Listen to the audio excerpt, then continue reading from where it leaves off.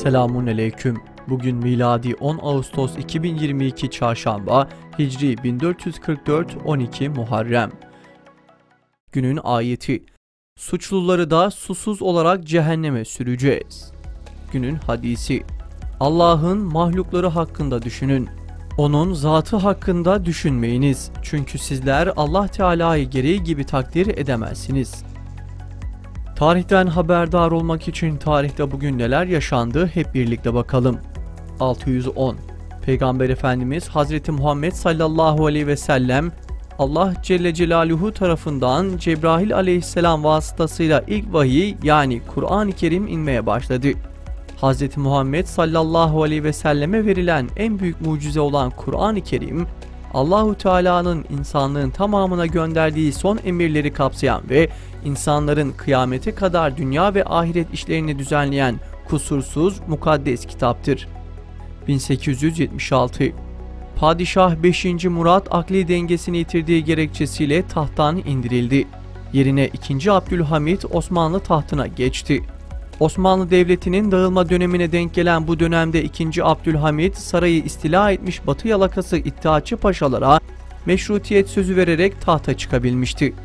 Osmanlı Devleti'nin en uzun süre tahta kalan sultanlarından biri olan 2. Abdülhamit, tahta kaldığı süre boyunca iç ve dış düşmanlara karşı büyük mücadeleler vermiştir.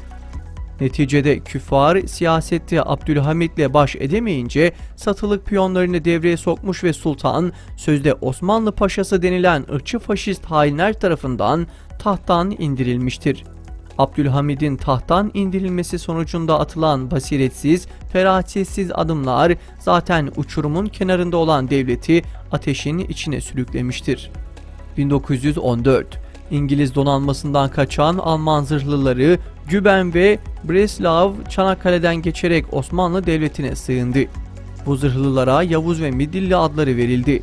Bu aynı zamanda planlı bir şekilde Osmanlı'nın 1. Dünya Savaşı'na resmen girdiği anlamına geliyordu. 1920. 1. Dünya Savaşı sonrasında Sevr Antlaşması imzalandı. Sevr Antlaşması, İtilaf Devletleri ile Osmanlı İmparatorluğu hükümeti arasında imzalanmış fakat uygulamaya konmamış barış antlaşmasıdır. 1945. Japonya teslim oldu ve 6 yıl süren 2. Dünya Savaşı sona erdi. 1990. Kuzeydoğu Sri Lanka'da yıllardır zulme uğrayan Müslümanlar katliama uğradı. 127 Müslüman yarı askeri birliklerce katledildi. 1994. Türkiye'nin ilk uydusu TürkSat 1B bir Fransız üssünden fırlatıldı. Böylece Türkiye uzayda uydusu olan 18 ülke arasına girdi. 2000. Dünya nüfusu 6 milyara ulaştı. 2002. Binbir umutla ABD'den Türkiye'ye getirilip ekonominin başına geçirilen Devlet Bakanı Kemal Derviş, umutlara boşa çıkarıp istifa etti, yerine Masum Türker getirildi. Türkiye'nin kötü gidişatı karşısında eli kolu bağlı durup hiçbir şey yapamayan koalisyon hükümeti Amerikan vatandaşı olan Kemal Derviş'e kurtarıcı gözüyle bakmıştı. 2014. Komünist Çin yönetiminin Doğu Türkistan'da yaptığı katliamın bilançosu açıklandı. Açıklamaya göre 2000'den fazla Uygur'u katledildi. 2014. İlk defa halkın oyuyla seçilecek 12. Cumhurbaşkanı için halk sandık başına gitti. Başbakan Recep Tayyip Erdoğan aldığı %52 oyla Cumhurbaşkanı seçildi.